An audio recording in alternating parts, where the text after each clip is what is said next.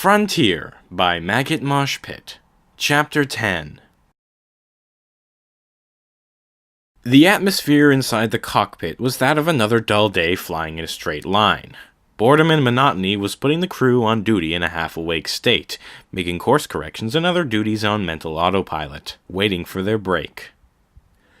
Zack began to disassemble his SCOM for the third time that day when Lef, who was on break, burst into the cockpit waving a bottle of non-alcoholic imitation champagne. Happy 2 months! He shook the bottle and popped the cork, which almost hit Sirlia in the head. Hey, what the hell, Lef? What? Everyone is so zombified and made up an occasion to celebrate, so happy 2 months into our journey. Lena sniffed the air. Is that non-alcoholic? Lef poured himself a cup and tasted it. Blech. It has to be. The bubbles are nice, though. He handed the Michi a cup, which he took from the coffee maker. Zack held up his cup. A toast. The other three looked at him quizzically, Lena tilting her head. What? Toast? Like toasted bread? A toast. You know, like when I say some things and then we clink glasses. Sirlia downed her cup in one go. You humans have some weird customs. Her station beeped. Lef, we're here. Lef jumped into his seat. Peach, take us out of hyperspace. The ship slowed to a stop. Lena checked her instruments, puzzled. There's nothing here. Lef switched on his view screen. This is what I wanted to show you. Come here. Still confused, Lena stood next to Lef and peered into his screen. I don't see anything. Lef clapped his paws excitedly. Exactly! No stars, no planets, nothing. Let me explain. We are right outside the area of space they call dead space. Inside there is nothing, not even any space dust. Anything that might have fallen off ships inside, not even the extremely low-density, barely detectable gases that float around in normal space. All of it gets pushed to the outside, forming a fine film over the entire area which, as if to add atmosphere, blocks the light from anything outside dead space. The best part? No one has a single clue why it's here or what created it. The screen was completely black, and Lena got a chill down her spine. Is it dangerous? Lef patted her on the back and laughed. On the contrary, anything that could interfere with ship systems is absent from dead space. In fact, engine efficiency will be up 11% in there. Of course, if we hit the film in hyperspace, it would cause some serious trouble, so we have to pass through it with our ion engines. Lena returned to her station and powered up the engines, taking them in slowly. I don't read much about spatial anomalies, but I'll have to read up on this one. Sirlia yawned as she watched through her view screen as a film of dust, gases, and metal bits flashed and glittered as the ship disturbed its equilibrium. It's a dry read. Mostly theories that make no sense and experiments that went nowhere. Zack frowned at her disapprovingly. I'll have you know I did a school project on dead space. It was very interesting, reading about the scientists in the shuttle that began to float outside of the anomaly, and they started freaking out and hugging each other. Anyway, it'll be a few days until we get through. Lena, take us back into hyperspace and make sure you set the computer to drop out again once we reach the other side. The next night, Lef and Lena were relaxing, watching a movie in Lef's room. It was a documentary about early space civilizations and how many of them fell. The credits rolled, and Lena nudged Lef, who had fallen asleep. It's over already? I thought it was a 2-hour movie. Lena giggled at his bewilderment. You fell asleep halfway through. I'm sorry. It was interesting too.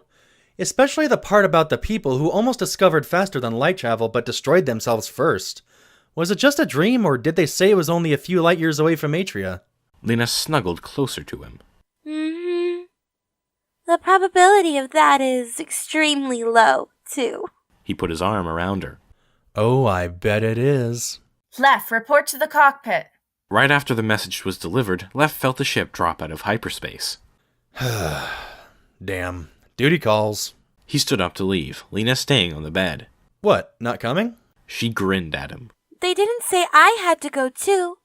Besides, it doesn't sound urgent. Lef shrugged and headed to the cockpit. Feldo and Sirlia were the only ones there, and they made their report. Lef, Feldo found something. Yeah, it was weird. I was just looking at the scans, and there was nothing. There was something, just inside our sensor range. Lef took his seat. There isn't supposed to be anything here. Take us in.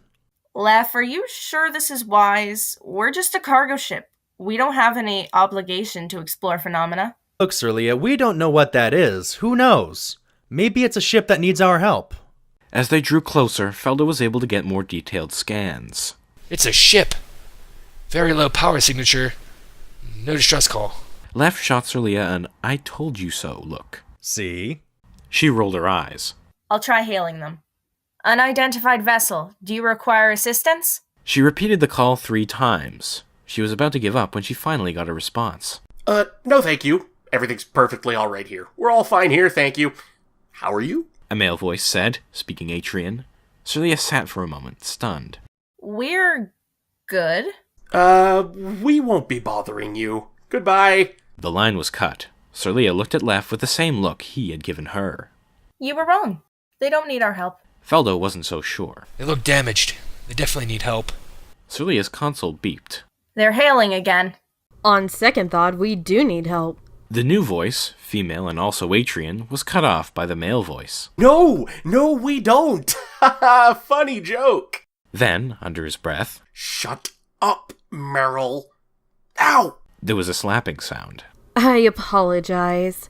My partner is slightly paranoid, but once he realizes we have no other choice but to trust a stranger or die, She emphasized the last word as if it was directed at the ship's second occupant. I'm sure he'll welcome the help. Lef and Celia waited at the airlock, speculating about who could be behind it. What if it's another person running from a crazy cult?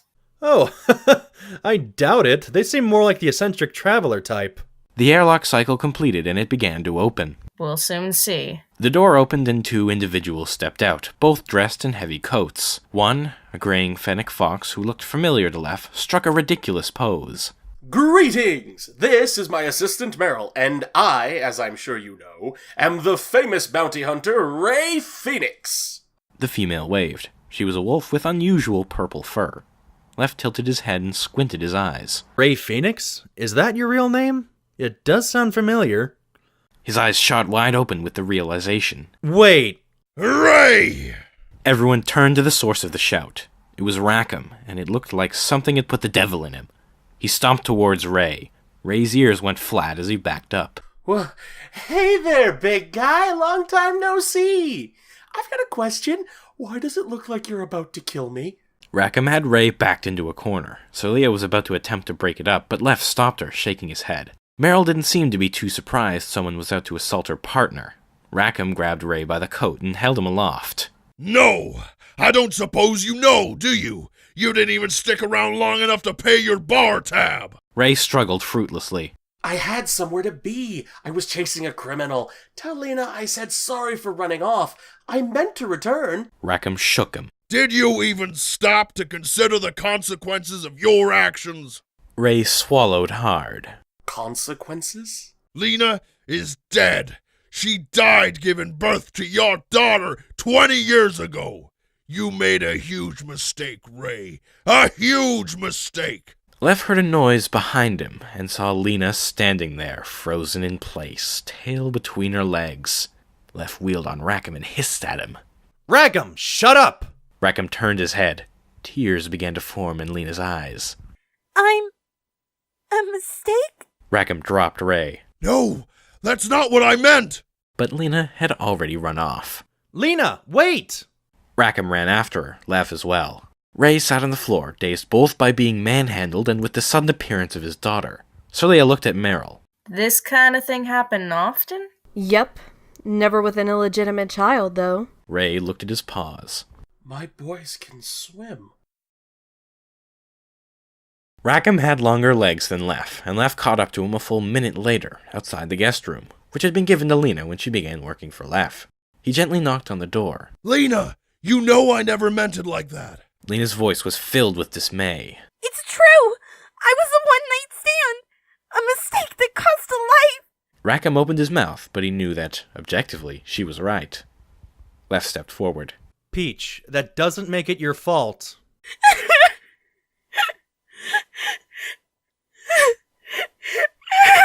The sobs from the room filled Leff and Rackham with dread.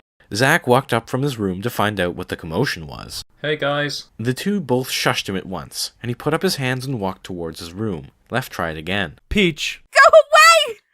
I need to be alone. Rackham and Leff looked at each other, understanding passing between them.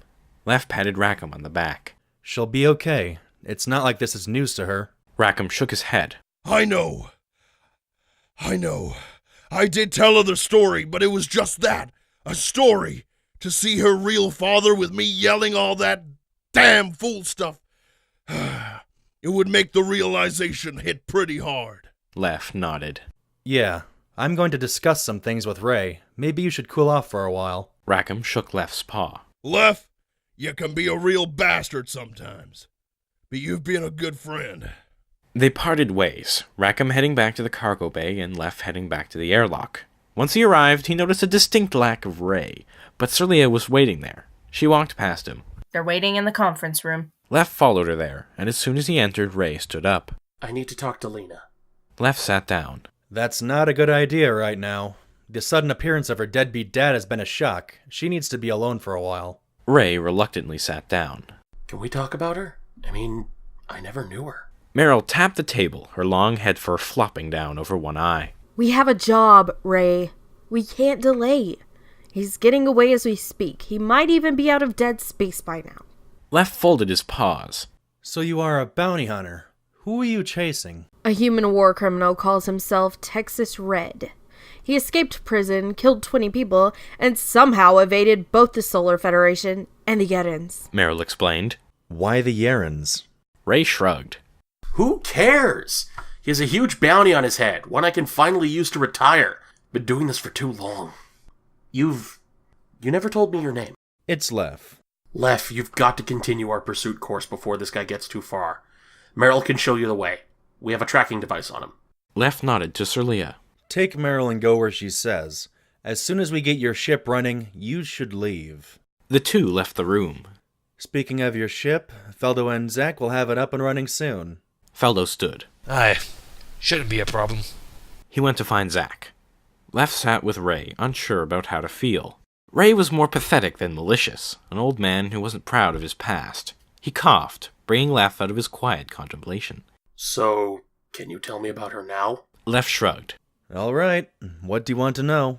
Ray opened his mouth, but he didn't have anything ready. I don't know. I've never been a father before. Shit. What does she like? She's interested in all sorts of things, mostly to do with technology and physics. But she grew up with those farmers. I assume... Leff raised an eyebrow. The internet is a thing, you know. Oh, what about... Does she have a mate? If I was around, I would have taught her everything I know. She does have a mate. Ray grinned. Oh? Is he nice? He's me. The smile faded from Ray's face quickly. What? But you're a Wolverine. Leff looked at him in a new light. Was this guy anti-intersubspecies? And? Ray averted his eyes. That's wrong. And that's your opinion. If Drifferosa intended subspecies to get involved with one another, she would have made them able to have children. A religious bounty hunter. Well, I don't care about the downsides. I didn't choose to fall in love with her. Ray glared at him. I'm not getting into a debate with you about this. As long as she's happy. They sat in awkward silence for a while. So, do you think she'll want to talk to me? I don't know. Maybe. I really was going to come back. Leff blinked hard. His head hurt. I was going to visit her again. Leff's brain felt as though it was drowning in a sea of blackness. It was just... He opened his eyes. You're lying. Ray was stopped mid-sentence. What? You never planned to come back. You were just in town for some information, and you decided to have some fun. I have no idea. You thought, I'll just seduce one of these simple farmers and run off into the night. That's not true! The first time you thought about Lena since that night was when you first came aboard, when you recognized Rackham. You've got it all wrong. She meant nothing to you! Leff was standing over the table, both paws slammed onto it. Ray was cowering into his chair. You couldn't possibly know that. But I'm right.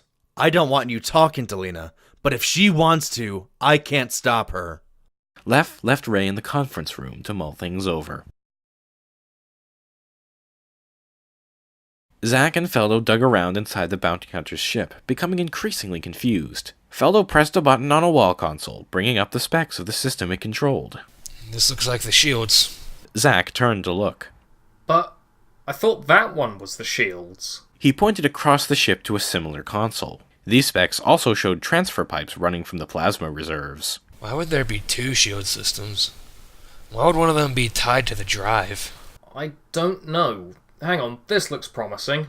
Zack pressed a button and a hatch opened in the floor, almost causing Feldo to fall inside. After a minute, a giant coil of copper wire rose from the floor. Zack and Feldo looked at the thing, then at each other. Any idea why there's a giant electromagnet in the floor? Maybe. Feldo poked his head into the frontier and yelled down the hall. Mr. Phoenix, we could use some help. After a minute, Ray walked in. What is it? Hey, you need to fix the engines first! Stop playing with my plasma shields! Plasma shields? I didn't think they'd perfected those yet. As for your engines, there's nothing we can do. Feldo put his paws on the electromagnet in wonder. I was right. This is a plasma shield. If this thing actually works, that would explain why the engines don't work. Zack looked at him in shock. What? That's a leap of logic. Feldo brought up more information on the plasma shield console, an idea forming in his head. Let me explain it then. The plasma shield created a bubble of plasma around the ship by using that electromagnet, right? Ray puffed out his chest in pride. Yep, I even... An interesting property of plasma is it only needs a fraction of the energy to keep it going than what was used to heat it. Another interesting thing is, it absorbs energy from some types of weapons, especially ones designed to stun an opponent's ship with an EMP. It dawned on Ray. That son of a bitch Texas Red used an EMP on us! Yes, the extra energy held in the plasma fed back into the drive, not only breaking most of it, but also wiping the drive computer. In hindsight, you shouldn't have tied the shield directly into the drive plasma. That wasn't my idea. Zack shook his head. That was impressive, Feldo. Took me a second to figure it out, but yeah, we already knew what was wrong with your ship, and now we know why. You have to get your drive replaced. Ray did not like the idea. Replaced? That'll take weeks, and this guy is dangerous. We can't let him get away. You need to help us. Zack shrugged. Yeah, well, you'll need to talk to Lef about that. There's nothing else we can do here. Talk to Lef. Yeah, I'll just do that. Meryl and Serlia worked in the cockpit, trying to adapt the sensor array to the tracking device Meryl brought aboard. So, this Texas Red. I've never heard of him. A war criminal, right? Meryl pulled a strange instrument from her coat. Yep, the Solar Federation's bastard child and worst kept secret. You may not have heard about him, but you might have heard about what he made. Chameleons. Serlia was surprised. Chameleons were a deadly and very painful chemical anti-personnel weapon deployed by the Solar Federation during the war. They were impossible to see without equipment and delivered a deadly gas that turned the alveoli in the lungs to scar tissue. We're chasing the guy that made the chameleons? Why was he in prison? Meryl was facing away from Serlia, but she could hear the emotion in her voice. Aside from the inhumane thing he created, he made it his hobby to experiment on POWs. The Solar Federation says they didn't sanction his actions, but conveniently didn't catch him until the war was over. Serlia was thinking of what to say next when Zack came strolling casually into the cockpit. Hey guys, where's Lef? As soon as Meryl noticed Zack, she extended her claws and bared her teeth. Human! She pounced at him. Serlia was fast enough to cross-check her into a wall. Meryl, that's our engineer. He's with us. She stood and wiped blood from her nose. Ray was right. We don't need your help. She pushed past Zack and out of the cockpit. Serlia clapped her paws together. This is going about as well as can be expected.